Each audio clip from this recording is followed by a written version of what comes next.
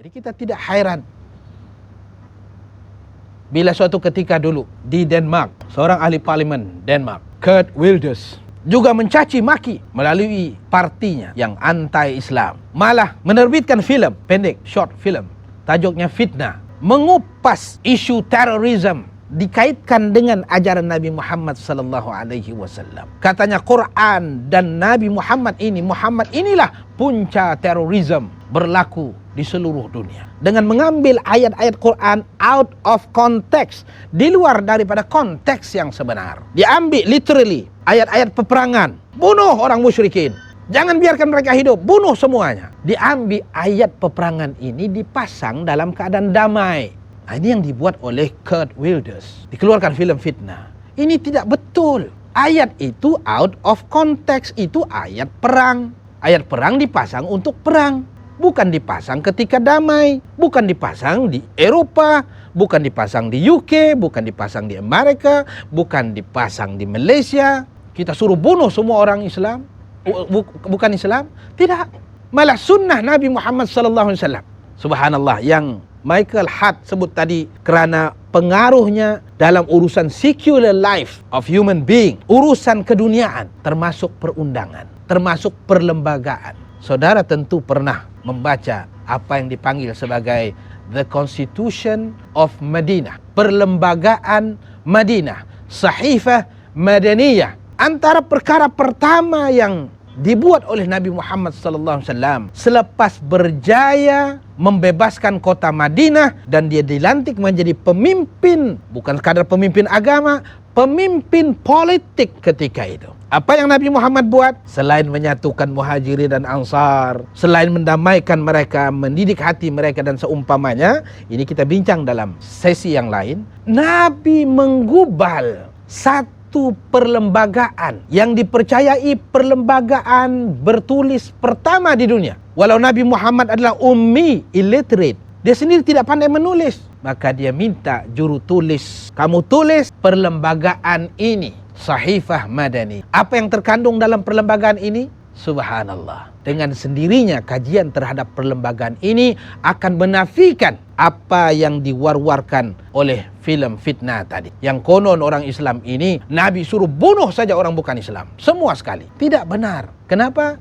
Perlembagaan Madinah yang dikatakan selepas dikaji mempunyai 47 fasal. 47 fasal. Bayangkan daripada 47 ini 24 fasal dibagi kepada dua. Satu 24 fasal, satu 23 fasal. Yang 24 fasal ini peruntukan dalam undang-undang yang menyebut hubungan antara Muslim dan kepimpinan Nabi Muhammad dengan orang bukan Islam.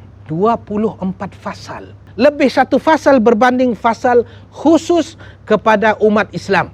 23 fasal. Maknanya bayangkan secara graf, kalau kita buat carta pie, lebih sedikit daripada 50% Nabi memperuntukkan dalam peruntukan perlembagaan Madinah ini hak-hak asasi orang-orang bukan Islam yang dijamin oleh perlembagaan Madinah ketika itu. Tuan-tuan, para hadirin, muslimin muslimat, para pelajar, para guru, para asatizah sendiri, ini bukan berlaku pada abad ke-18 atau abad awal 19, di mana piagam tentang hak-hak asasi manusia digubal oleh PBB. Malah pada abad ke-17 Magna Carta, Undang-Undang British ketika itu menyusun suatu hak tentang kebebasan manusia. Ini berlaku bila? Abad ke-7. Abad ke-7, 1200 tahun lebih awal berbanding dengan Magna Carta, berbanding dengan Deklarasi Human Rights oleh PBB dan seumpamanya. Siapa yang menulis, siapa yang buat?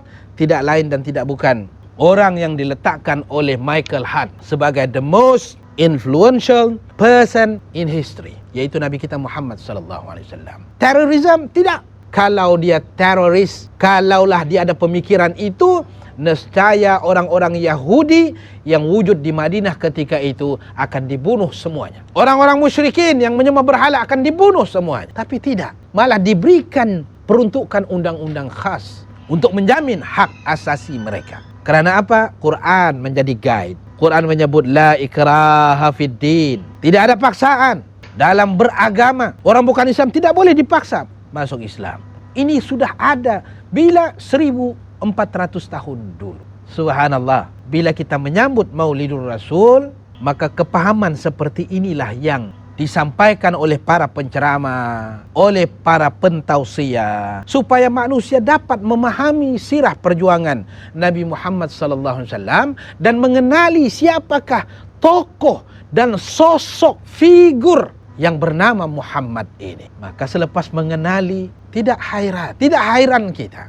seorang tokoh mission yang baru saja ditebus oleh Emmanuel Macron, dikatakan dengan membebaskan 200 orang tahanan Mali, dengan seorang sosok ini, namanya Sophie Petronin. Sudah berumur 75 tahun, tua sudah. Seorang wanita kelahiran Prancis ini sampai ke Prancis, disambut oleh Presiden Macron, rupa-rupanya namanya sudah bertukar kepada Maryam Petronin. Kenapa seorang yang begitu tentu mantap dalam misi dan tujuannya ke Mali, tiba-tiba menukar akidahnya, I am a Muslimah. Aku seorang Muslim sudah. I believe on God. Percaya kepada satu Tuhan, yaitu Allah. Aku percaya Nabi Muhammad. Padahal dia tentu saja tahu dan menjadi kurikulum, silibus dalam gerakannya untuk memomokkan Nabi Muhammad.